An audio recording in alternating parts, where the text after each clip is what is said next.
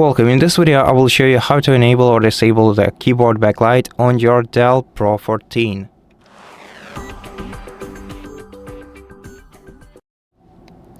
To regulate your keyboard backlight on this laptop, we have to use the F5 button, and when your keyboard backlight is disabled, you have to press the F5 button once to turn it on, twice to make it brighter, and 3 times to turn it back off.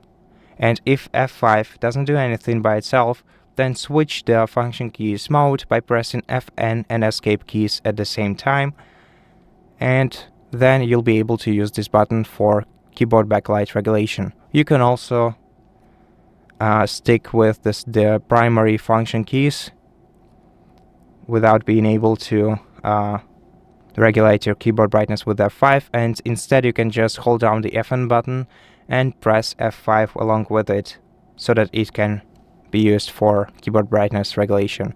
And that's it. Thank you for watching this video. If it helped you, please consider subscribing to our channel, leave us a like and a comment below, and I'll see you in the next one.